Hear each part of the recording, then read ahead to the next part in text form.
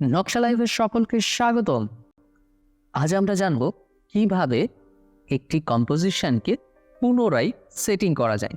অর্থাৎ প্রজেক্টের মাঝে যদি আপনার কোনো ধরনের কম্পোজিশনের সেটিংটা পরিবর্তন করতে হয় তাহলে আপনি কিভাবে করবেন। তাহলে চলুন শুরু করা যাক।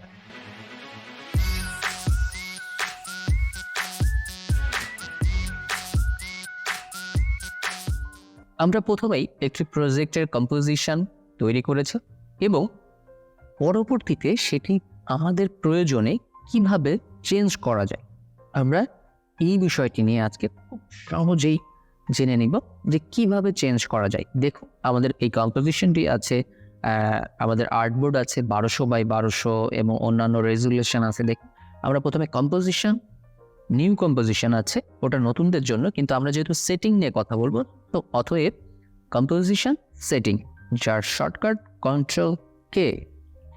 এইবার দেখুন, এই সেটিংটি আমাদের পূর্বে ছিল, এখন আমরা সব ধরনের পরিবর্তন এখানে করতে পারি।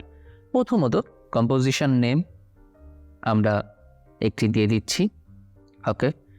তারপরে ভিডিও বা আমার আউটপুট মোড, দেখুন এখানে কাস্টম রেখেছি। এবার আমার যে কম্পোজিশন এরিয়া অথবা আর্টবোর্ড এরিয়া সেটি ছিল 1200x1200। এখান থেকে আমি আমার এগুলো চেঞ্জ করে দিতে পারি।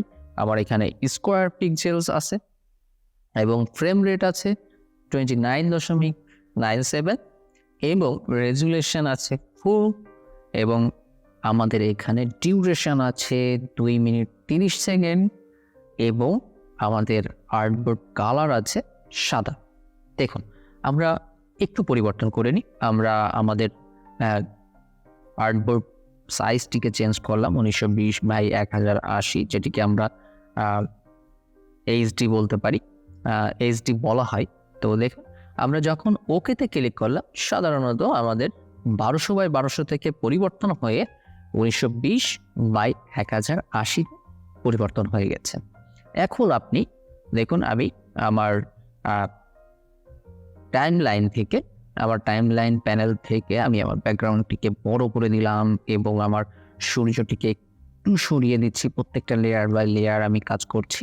দেখুন, আমি আমার অবজেক্টগুলোকে সরিয়ে আমি 1200x1200 থেকে সরিয়ে এখন 1920x1080-তে পরিণত করলাম। অর্থাৎ আপনারা আপনাদের প্রয়োজন অনুযায়ী যে কোনো মুহূর্তে আপনাদের কম্পোজিশনকে পরিবর্তন করতে পারবেন আপনাদের প্রয়োজন অনুযায়ী।